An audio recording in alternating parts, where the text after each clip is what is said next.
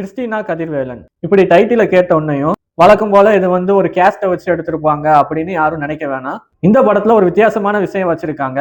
அது மட்டும் இல்லாம ஒருவேளை இவர்தான் வில்லனா வரப்போறாரு போல அப்படின்னு நம்ம எதிர்பார்த்தோம் அப்படின்னா அதுவும் இல்ல. இந்த படத்துல ஹீரோ ஹீரோயின் அவங்களுக்கு அவங்களே வில்லனா ஆயிக்கிறாங்க. அது எப்படிங்கிறத இந்த ரிவ்யூ ஃபுல்லா பார்த்து தெரிஞ்சுக்கோங்க. படத்தோட ஃபர்ஸ்ட் ஹாஃப் எப்படி போகுது அப்படின்னு பார்த்தோம்னா, ஸ்டார்டிங்ல ஹீரோயின் வந்து ஒரு அழகான என்ட்ரன்ஸ் கொடுக்குறாங்க. ஹீரோ அண்ட் ஹீரோயின் ரெண்டு பேருமே வந்து ஒரு அவங்க ஊர் திருவிழாவில் சந்திக்கிறாங்க. ஹீரோயின் கிறிஸ்டினா அப்படின்னு பேர் வச்சுட்டு அவங்க வந்து கோயில்ல சாமி கும்பிடுற மாதிரி ஷார்ட்ஸ் வச்சிருக்காங்க. சரி, படத்துல ஏதோ ஒரு விஷயம் இருக்கு அப்படின்னு நம்ம எல்லாம் எதிர்பார்த்தோம் அப்படின்னா ஹீரோ ஹீரோயின் இவங்க தான் அப்படின்னு காட்டிட்டாங்க. இப்ப இவங்க ரெண்டு பேத்துக்குள்ளதான் லவ் ஸ்டோரி நடக்க போகுது. அது எப்படி நடக்க போகுது? ஹீரோ வந்து ஆக்சுவலா அப்பா வந்து பணம் கட்டி ஃபாரின்க்கு அனுப்புறதுக்கு ரெடியா இருக்காரு. அப்போ தன்னோட நண்பனான சில்மிஷன் சிவாவை காலேஜ்ல டிராப் பண்றதுக்கு ஹீரோ போறாரு. அங்க வந்து ஹீரோயின் பிரதிபாவை ஹீரோ வந்து பாத்துறாரு. ஸோ நம்மளும் இந்த காலேஜ்ல சேர்ந்து படிக்கணும் அப்படின்ட்டு மறுநாளே என்ன பண்றாரு, எப்படியோ ஏதோ ஒரு டிகிரி கிடைச்சா போதும் அப்படின்னு காலேஜ்ல ஜாயின் பண்ணிடுறாரு. அதுக்கப்புறம் என்ன, கொஞ்சம் கொஞ்சமா ஃபாலோ பண்ண ஆரம்பிக்கிறாரு. தன்னை வந்து வெளிக்காட்டிக்கிறாரு, நான் வந்து உங்களை லவ் பண்றேன் அப்படிங்கிறத.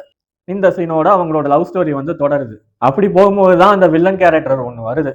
யாருன்னு பார்த்தோம்னா நம்ம ஹீரோவோட ஃப்ரெண்டு லவ் பண்ணக்கூடிய பொண்ணு தான் அவங்களோட அண்ணன். ஜாதி பார்க்கிறவரு.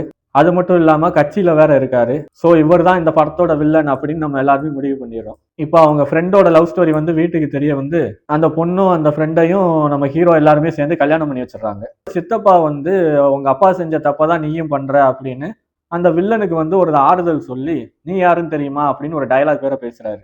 இதை கேட்டு அந்த வில்லன் என்ன பண்றாரு, அங்கேயே விட்டுட்டு போயிடுறாரு. அதாவது சரி, ஓடி போனது போயிட்டாங்க, நல்லா இருந்துட்டு போட்டோம் அப்படிங்கிற பாயிண்ட் ஆஃப் வியூல விட்டுட்டு போயிடுறாரு. சரி, போன வில்லன் என்ன பண்ண போறாரு, திரும்ப வந்து நம்ம ஹீரோவை தான் அட்டாக் பண்ணுவாரு அப்படின்னு எல்லாருமே எதிர்பார்த்தோம்னா அது கிடையாது. படத்தோட கதையும் அங்கதான் இருக்கு. என்னன்னா, அவங்க ஃப்ரெண்டுக்கு பண்ணி வச்ச அந்த லவ் மேரேஜ் அதுக்கு சாட்சி கையெழுத்து போட்டவங்க தான் இந்த கிறிஸ்டினாவும் கதிர்வேலனும். ஆனா சாட்சி கையெழுத்து போட்டவங்களுக்கு ரிஜிஸ்டர் மேரேஜ் பண்ணிருக்கு அந்த சர்டிபிகேட்ல. தப்பா வந்து மாறிடுது.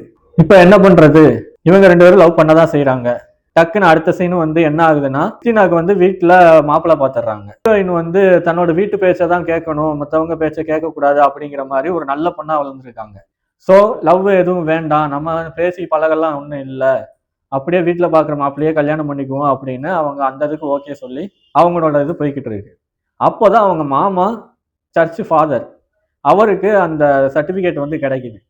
அதை வாங்கி ஹீரோயின்ட்ட வந்து சொல்றாரு, இந்த மாதிரி உங்க ரெண்டு பேத்துக்கு ரிஜிஸ்டர் மேரேஜ் ஆயிருக்கு, இன்னும் 10-15 நாள்ல கல்யாணம் ஆச்சு, இப்போ இதை என்ன பண்றது, என்கிட்ட ஏன் மறைச்சன்னொன்னே ஹீரோயினுக்கும் தெரியாது அப்படி நடந்த ஒரு விஷயம். இந்த கிறிஸ்டினாவும் கதிர்வேலனும் சேர்ந்தாங்களா பிரிஞ்சாங்களா